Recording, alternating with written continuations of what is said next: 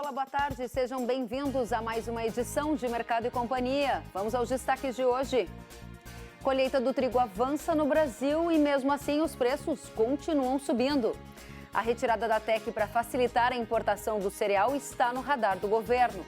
No Rio Grande do Sul, a seca preocupa. Produtores decidem escalonar o risco e iniciar o plantio da soja. Buscando plantar cultivares com ciclos diferentes para tentar diminuir o risco. Inovação. Startup vai construir a maior fazenda de insetos do mundo e produzir a proteína para usar em ração. No Brasil, há pesquisas que já mostram os benefícios das farinhas de grilo ou larva.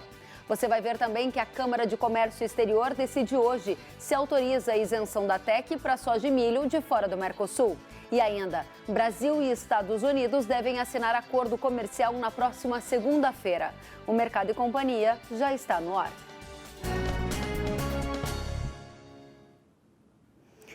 A colheita do trigo está avançando no Paraná e no Rio Grande do Sul, maiores produtores do cereal no país.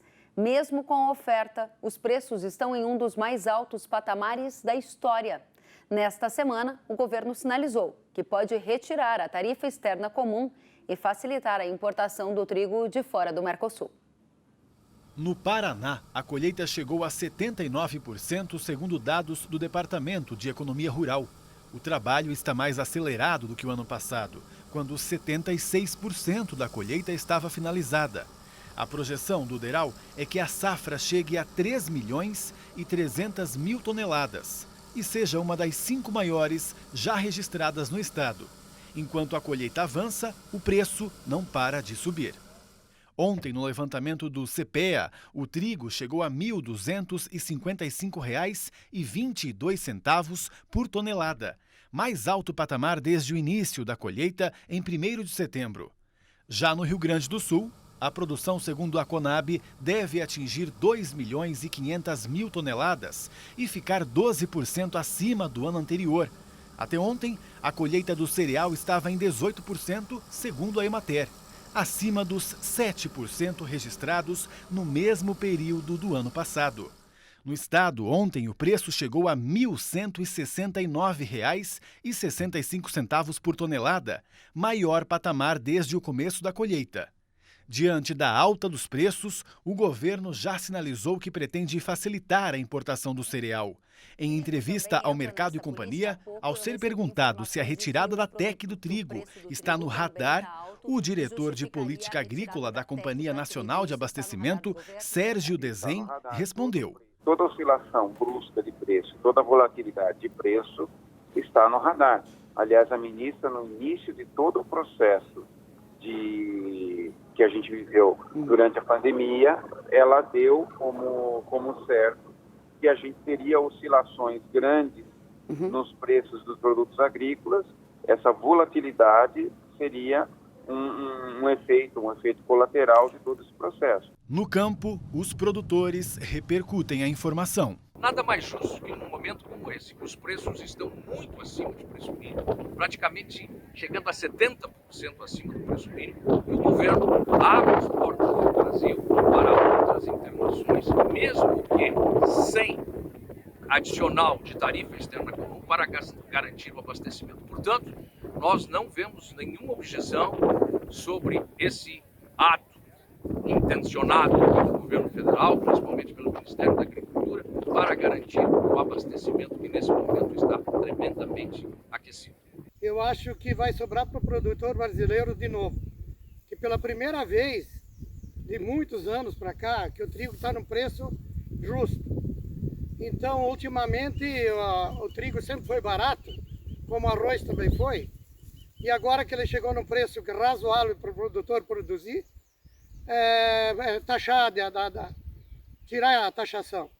Eu acho que desde que seja para um curto prazo e depois se volte, se realmente vai faltar trigo, mas o mais importante era incentivar o produtor brasileiro, que não tem incentivo para o trigo faz muito tempo. A falta de chuva no Rio Grande do Sul está preocupando produtores rurais. No município de Chiapeta, no Rio Grande do Sul, a produtora de soja, Gabriela Nischel, iniciou hoje o plantio do grão, mesmo com a seca na região. Largando o plantio numa condição extremamente seca, faz cerca de 30 dias que a gente teve uma última chuva considerável aqui, o que não é normal para a nossa região, onde normalmente a primavera é bem chuvosa, a gente tem às vezes dificuldade de plantio por excesso de chuva. E esse ano totalmente o contrário, seco, e estamos então plantando nas nossas áreas irrigadas, tentando escalonar o nosso risco, buscando plantar cultivares com ciclos diferentes para tentar diminuir o risco, porque é um ano de laninha já estabelecida, então a gente não sabe o que vem por aí. Se a primavera já está seca, imagina o resto. Em Passo Fundo, a produtora rural Fabiana Venzon comenta o efeito do clima na lavoura de trigo dela. Certamente as perdas que nós teremos referentes a essa situação na região de Passo Fundo é uma produtividade menor em decorrência de menor peso de grão por falta da chuva. A lavoura de milho de Fabiana também foi afetada. O milho plantado mais ao cedo está sendo impedido de ser feita a segunda aplicação de nitrogênio. E isso acarreta também em perda de produtividade. Você já pensou em usar ração à base de insetos para alimentar os animais na fazenda? Na França, uma startup decidiu construir a maior fazenda de insetos do mundo para produzir a proteína. Aqui no Brasil já há pesquisas que mostram os benefícios que farinhas de grilo ou larva têm em comparação a de grãos. Vamos aos detalhes com Daniel Duarte no boletim Ag Evolution.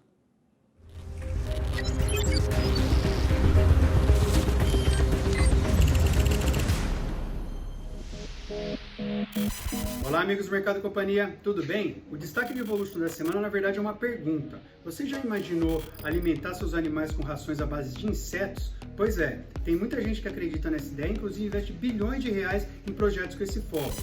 A agtech francesa Insect, por exemplo, já arrecadou 425 milhões de euros, ou seja, 2,3 bilhões de reais para construir a maior fazenda de insetos do mundo. O objetivo deles é criar rebanhos de insetos em larga escala e produzir até 100 mil toneladas de rações por ano. O projeto está sendo construído ao norte de Paris e vai ter pegada de carbono negativa, ou seja, eles não só não emitem, como subtraem CO2 da atmosfera.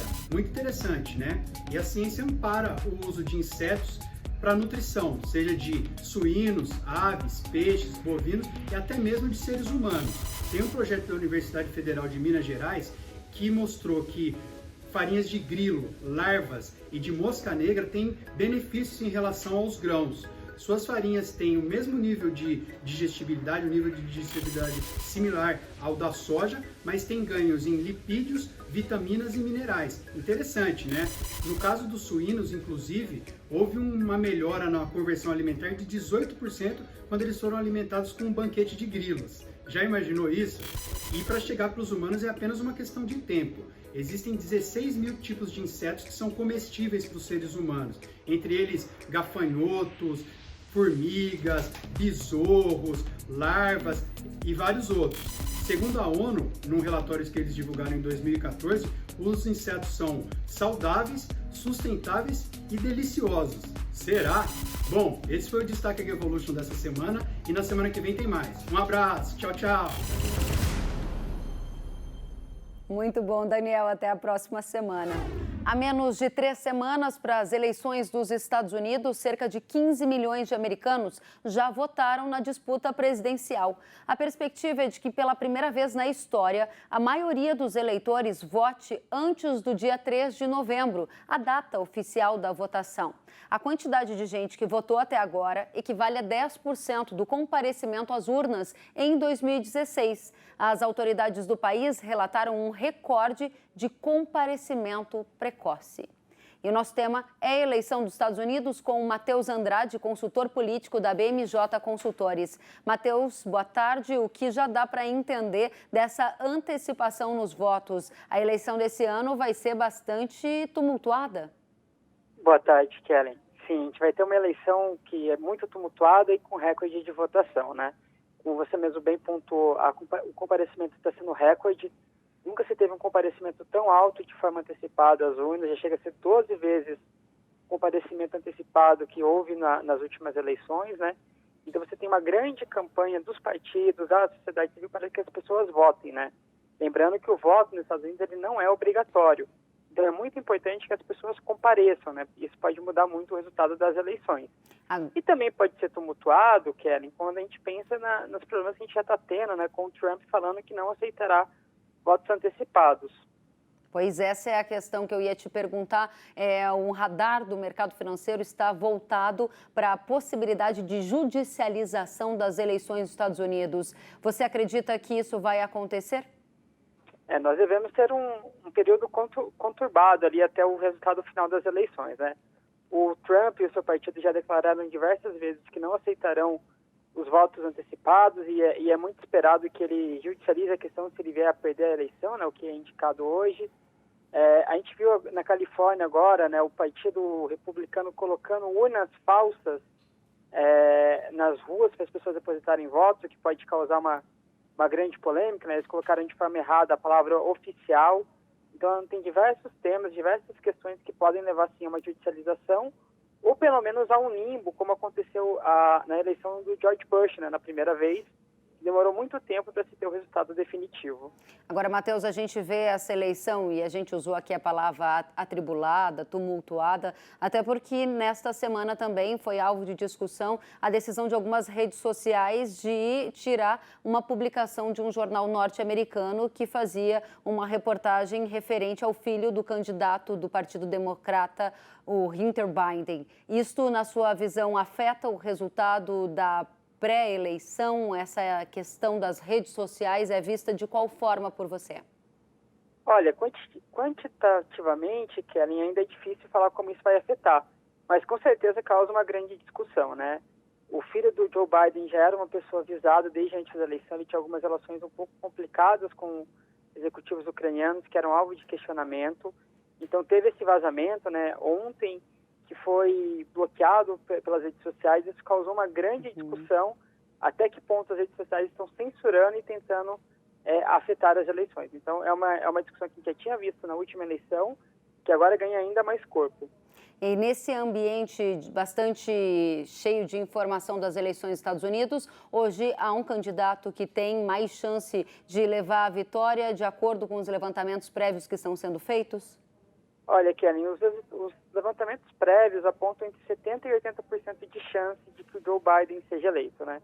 O Trump está focando a sua eleição nos estados que podem dar vitória para ele, mas os resultados hoje indicariam uma vitória do Biden. Qual o efeito prático disso no curto prazo para o Brasil?